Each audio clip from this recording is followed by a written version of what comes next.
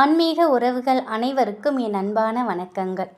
வருகிற புதன்கிழமையன்று சஷ்டி திதியும் கிருத்திகை நட்சத்திரமும் ஒன்றாக வருவது ரொம்பவே விசேஷமானது. அன்றைய தினம் நம்ம இந்த ஒரு எளிமையான வழிபாட்டை செய்யறதுனால நம் வாழ்க்கையில் நம்முடைய முன்னேற்றம் பல மடங்கு பெருகும். கோடி கோடியாக பணம் சம்பாதிக்கணுங்கிற ஆசை எல்லாருக்குமே இருக்கும் இல்லையா? அது தப்பு கிடையாது.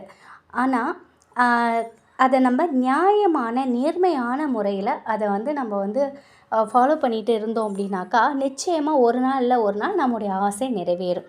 அதற்கு நம்முடைய முயற்சியோடு சேர்த்து இது போன்ற ஆன்மீக வழிபாடுகள் நமக்கு கை கொடுக்கும். வளர்பிறை நிலவு போல் நம்முடைய வாழ்க்கையின் வளர்ச்சியும் வளர்ந்துக்கிட்டே போகணும். முருகா அப்படின்னு மனசார நினச்சோம் அப்படின்னா நிச்சயமாக முருகப்பெருமான் நமக்கு பல மடங்கு நன்மைகளை வாரி வழங்குவாங்க. புதன்கிழமை வரக்கூடிய இந்த கார்த்திகை நட்சத்திரத்தில் சஷ்டி திதியில் யார் ஒருத்தவங்க நம்பிக்கையோட இந்த ஒரு பரிகாரத்தை வீட்டில் செய்கிறீங்களோ நிச்சயமாக உங்களுக்கு வாழ்க்கையில் அமோகமான வெற்றி கிடைக்கும். நிறைய பணம் சம்பாதிக்கும் யோகம் நம் வீடு தேடி தானாகவே வரும். அதுவும் இந்த சஷ்டி திதி புதன்கிழமையில் வருவதுங்கிறது நமக்கு ரொம்ப விசேஷமான ஒன்று. நமக்கு பண வரவு அதிகரிப்பதற்கு நமக்கு மகாலட்சுமி தாயாரோட அனுகிரகம் நமக்கு வேணும். அப்போது இந்த புதன்கிழமைங்கிறது பெருமாளுக்கு உரிய ஒரு நாள். இந்த நாளில் நம்ம பெருமாளையும் ஒரு சேர வணங்கும் பொழுது தாயாரோட அருள் பரிபூரணமாக நிச்சயமாக நமக்கு கிடைக்கும். மகாலட்சுமி தாயாருக்கு உகந்த நாளில் இந்த வளர்பிறை சஷ்டி திதி வருவதுங்கிறது ரொம்ப ரொம்ப சிறப்பான ஒன்று. ஃபஸ்ட்டு நம்ம இந்த சஷ்டி திதியும் கார்த்திகை நட்சத்திரமும் எப்போ வருதுங்கிறத பார்த்துடலாம். வருகிற செவ்வாய்க்கிழமை அன்று 4/3/2025 மாசி 20ஆம் தேதி செவ்வாய்க்கிழமை இரவு 8:14க்கு சஷ்டி திதி ஆரம்பிக்குது. 5/3/2025 மாசி 21ஆம் தேதி புதன்கிழமை மாலை 5:47 வரைக்கும் சஷ்டி திதி இருக்குது. இந்த கிருத்திகை நட்சத்திரம் பார்த்திங்கன்னா புதன்கிழமை காலை 7:20க்கு கிருத்திகை நட்சத்திரம் ஆரம்பிக்குது. வியாழக்கிழமை அன்று அதிகாலை 4:54 வரைக்கும் கிருத்திகை நட்சத்திரம் இருக்குது. முருகனுக்கு உகந்த ஒரு திதி சஷ்டி திதி, அது அனைவருக்கும் தெரிந்தது. முருகனுடைய நட்சத்திரம் கிருத்திகை நட்சத்திரம். இந்த அற்புதமான ஒரு யோகமான இந்த ஒரு நாள் வருவதுங்கிறது உண்மையாகவே இது போன்ற நாட்கள் வருவது அரிது. அதுவும் இந்த புதன்கிழமையிலே இந்த இரண்டும் சேர்ந்து வருவது நமக்கு பண வரவை அள்ளி கொடுக்கக்கூடிய ஒரு அற்புதமான நாள் அப்படின்னே சொல்லலாம். இந்த நேரத்தில் நம்ம முருகர் வழிபாட்டை செய்கிறது நமக்கு பெரிய அளவில் பணப்பிரச்சனையை தீர்த்து வைக்கும், பண வரவை அதிகரித்து கொடுக்கும். இந்த சஷ்டி திதி 5:47 முடியுது புதன்கிழமை அன்று. நீங்கள் புதன்கிழமை காலை பிரம்ம முகூர்த்தத்துலேயும் நீங்கள் இந்த ஒரு வழிபாட்டை செய்யுங்க. அப்படி இல்லைன்னா மாலை நேரத்துலேயும் நீங்கள் இந்த வழிபாட்டை செய்யலாம். உங்களோட பூஜை அறையை முதல்ல தயார் பண்ணி வச்சுக்கோங்க. முருகனுடைய படம் இருந்துச்சு அப்படின்னாக்கா அவங்களுக்கு அந்த படத்தை நல்லா தொடச்சிட்டு சந்தன மஞ்சள் குங்குமம் போட்டு வைங்க. முருகனுக்கு பிடித்த செவ்வரளி பூக்களை நீங்கள் அவங்களுக்கு வைங்க.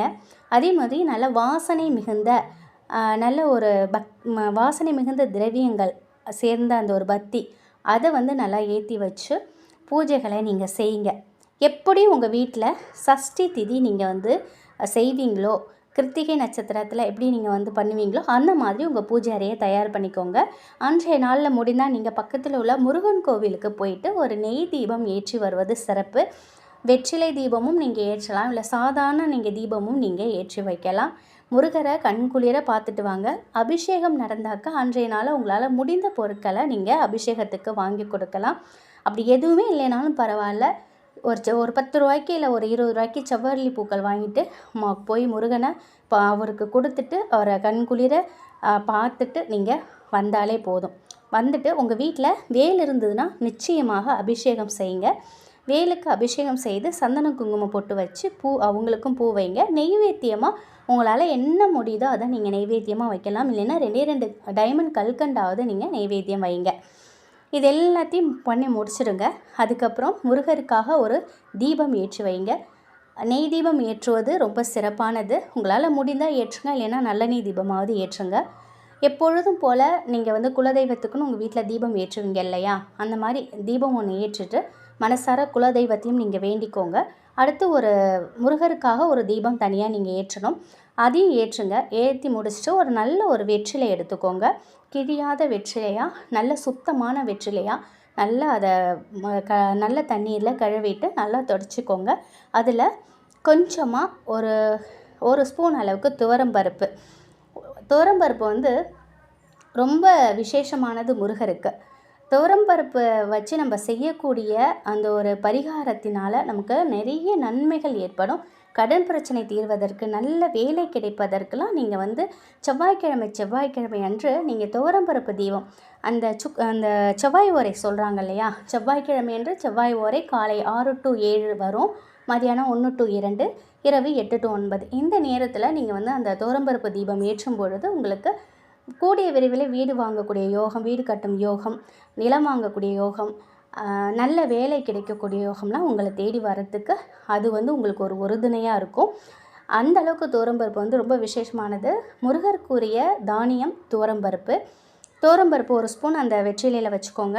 அடுத்தது அன்று புதன்கிழமைங்கிறதுனால அது புதன் பகவானுக்கு உரிய நாள். புதன் பகவானுக்கு உரிய தானியம்னு பார்த்திங்கன்னா பச்சை பயிறு. 1 ஸ்பூன் அளவுக்கு பச்சை பயிறு வச்சுக்கோங்க. 2 பொருளும் ஒன்றா சேர்ந்தால் தவறில்லை.